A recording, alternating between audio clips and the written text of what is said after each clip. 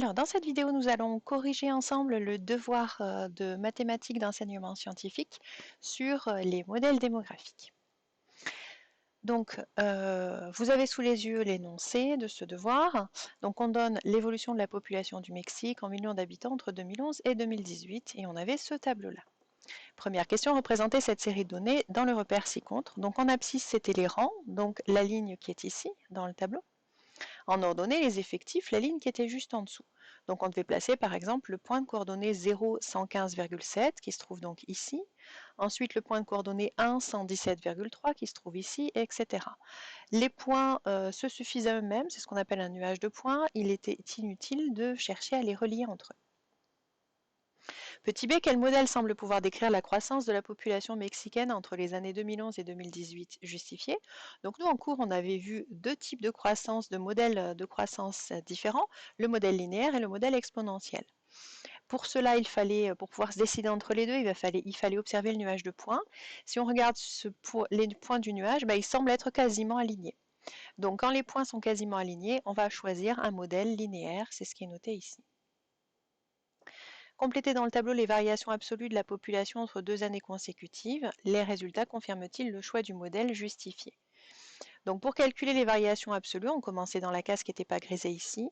Il fallait faire l'effectif qui était juste au-dessus, 117,3, moins l'effectif de l'année précédente, 115,7, et on trouvait 1,6.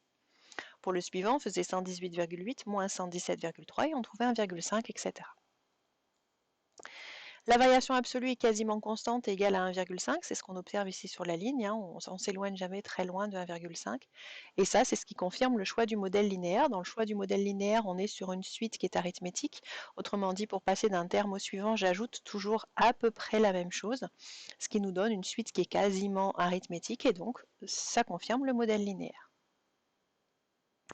Pour ajuster le nuage de points par une droite, déterminez à l'aide du mode statistique de la calculatrice une équation de la droite d'ajustement. Donc je vais vous montrer sur la calculatrice le travail qui était à faire à cette question-là.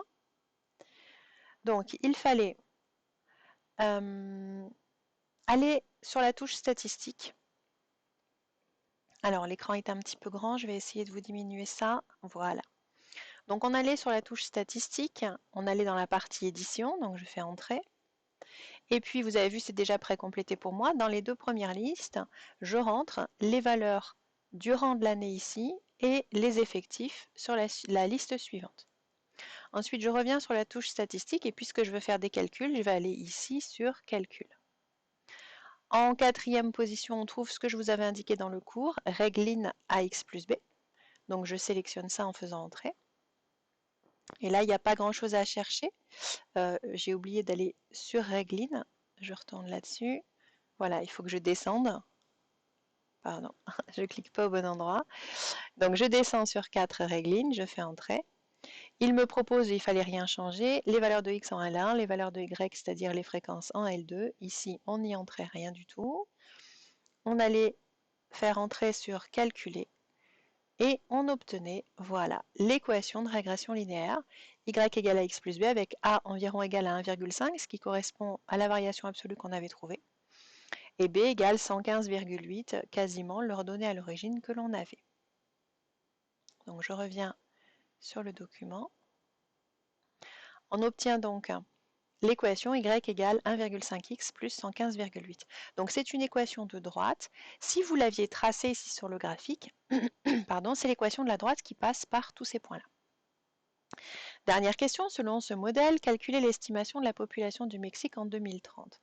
Donc première étape, il fallait chercher le rang qui correspondait à l'année 2030. 2030 c'est 2011 plus 19, donc x égale 19. Et si x égale 19, je calcule y avec l'équation qu'on a trouvée ici juste au-dessus. Et ça me donnait 144,3. Donc selon ce modèle, la population du Mexique en 2030 est estimée à 144,3 millions d'habitants.